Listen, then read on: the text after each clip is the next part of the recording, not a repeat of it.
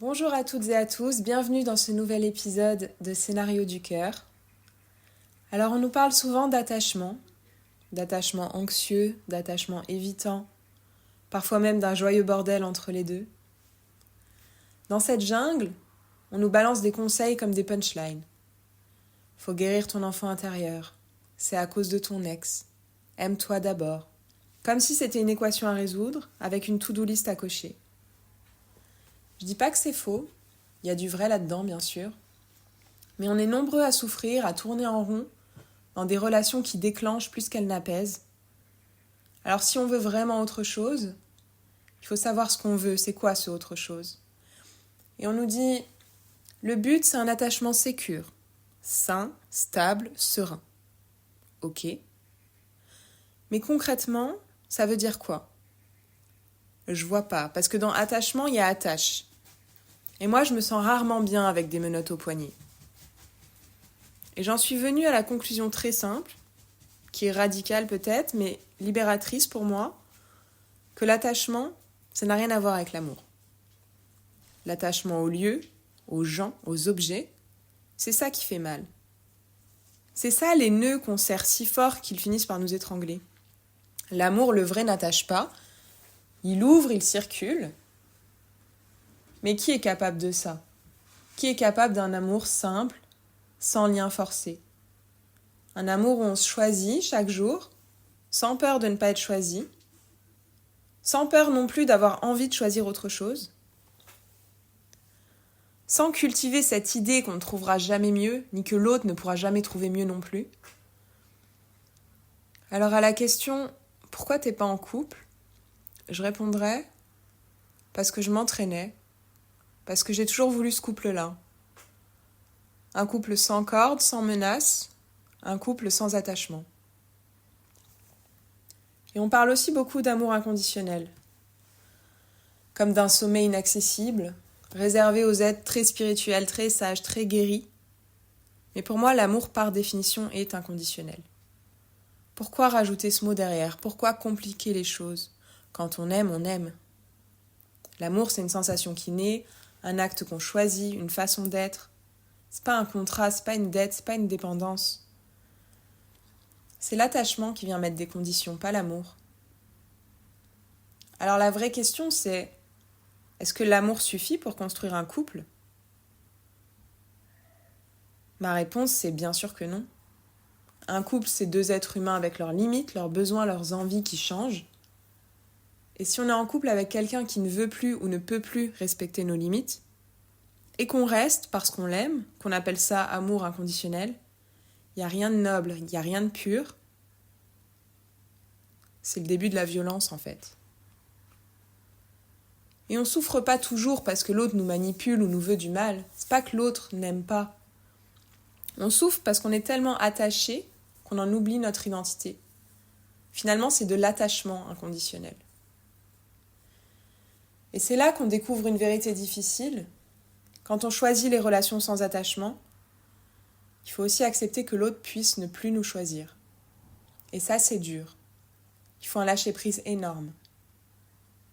Surtout quand on est en chemin, qu'on est en train de définir ce qu'on veut et qu'on croise quelqu'un qui pourrait coller à nos rêves. Mais on n'en a pas encore la certitude. On est dans une période incertaine et on tombe sur le même profil que nous. Incertain. C'est tout ce qu'on a sur l'instant, dans notre présent. Alors on s'attache, on espère, on se dit que ça va changer, que ça va se construire. Peut-être. Mais peut-être aussi que quand on saura vraiment ce qu'on veut, il y aura quelqu'un déjà là, prêt et qui nous correspond mieux. Ces rencontres, quand on est encore en construction, ce sont des miroirs. On cherche chez les autres ce qu'on n'arrive pas encore à incarner soi-même. Tu vis en van ? Moi j'en rêve. Tu fais du ski ? J'adore ça, mais j'ai peur de tomber. Tu vas à des soirées techno ? J'y allais tout le temps avant, mais maintenant je bloque. Je veux comprendre, je veux apprendre, je veux devenir ou redevenir cette version-là de moi-même. Parfois j'y arrive pas et ça me frustre. Et même si je t'aime, ça m'énerve de devoir y arriver par moi. Et notre relation prend des coups. Et elle s'arrête. Et puis parfois j'y arrive. Et la relation s'arrête aussi. parce qu'elle a rempli sa mission, elle m'a fait avancer. Mais celui ou celle avec qui on construit quelque chose de durable, c'est un lien qui nous nourrit encore et qu'on choisit. Comme on choisit ses amis ou ses associés. Pas parce que la personne nous complète, pas parce que la personne fait ce qu'on rêve de faire, mais parce qu'ensemble on crée un monde qui n'existait pas avant, un monde qui ne cesse de s'ouvrir, un monde où j'ai pas besoin de rétrécir pour rester dedans. Alors, aimer c'est facile, être libre c'est autre chose. Et si on nie ça, on commence à nier ses propres limites. Je crois qu'on peut tout aimer. Chaque personne, chaque objet, chaque endroit. Parfois, je ressens de l'amour pour des inconnus. La dernière fois, à la fin d'un cours de yoga, il y a toujours cette phase d'intégration. Et là, je me surprends à penser, j'aime les gens autour de moi, je les aime vraiment. Pourtant, c'est pas mes amis, ni mes amours, mais je les aime. Alors parfois, on a du mal à laisser partir quelqu'un. Mais si on nous disait que derrière ça, la vie allait nous offrir 1000 fois mieux, on le laisserait partir plus facilement, non ? À ce moment-là, l'attachement disparaît, on est rassuré. Mais dans la vie, en réalité, il n'y a aucune certitude. Il faut sauter, s'ouvrir à l'inconnu. Et ça, c'est pas facile. J'ai parfois eu du mal à lâcher, mais à chaque fois que je l'ai fait, ça a créé de la place. Et ce qui est venu ensuite était toujours plus juste. Toujours. Moins de résistance, plus de vérité. L'attachement, c'est un lien fort. C'est un mix étrange entre nos rêves, nos blessures passées, nos attentes. Et on dit, une relation amoureuse, ça doit être la cerise sur le gâteau. Mais en vrai, il n'y a pas de gâteau. Tout devrait être un empilement de cerises pour qu'on se sente libre.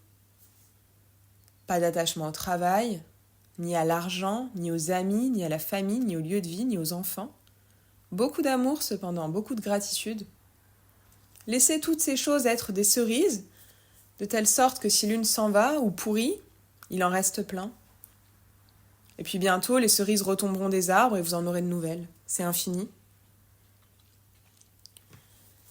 Et puis, je crois aussi qu'on souffre parce qu'on s'identifie à ce qu'on fait.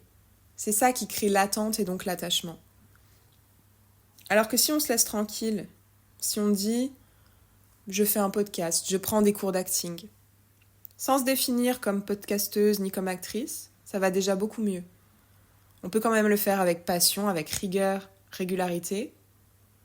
Mais quand l'intention c'est uniquement l'amour de ce qu'on fait, c'est totalement différent. Alors que quand il y a un attachement, des attentes de reconnaissance, de validation, on crée de la résistance, le plaisir s'en va et on se sent limité. Alors si les gens me demandent « mais qu'est-ce que tu fais finalement ?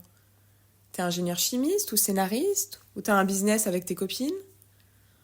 Je réponds « je suis rien, je fais juste des choses qui me plaisent, avec des gens que j'aime. Je fais ce que j'ai à faire, ce que j'ai envie de faire, je le fais de mon mieux et c'est tout. Que ça plaise ou que ça plaise pas, c'est le problème des autres, jamais le mien. Et c'est comme ça que je veux vivre. »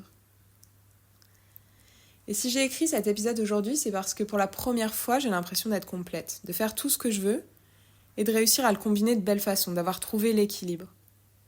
Tout ce qui compte pour moi est là, en train de s'intégrer avec énormément de liberté. Et ça, à ce moment-là, c'est génial. Alors oui, je le redis, pour moi, l'attachement, c'est pas de l'amour. Et donc, je vous souhaite de vous détacher émotionnellement d'un maximum de choses. Si cette question de l'attachement résonne pour vous, si vous vous demandez « Ok, mais je fais comment, moi, pour m'en libérer concrètement ?» Je vous retrouve dans le prochain épisode où on passera à la pratique et où on explorera ensemble comment on peut lâcher ce qui nous retient. C'est la fin de cet épisode, je vous remercie de m'avoir écouté.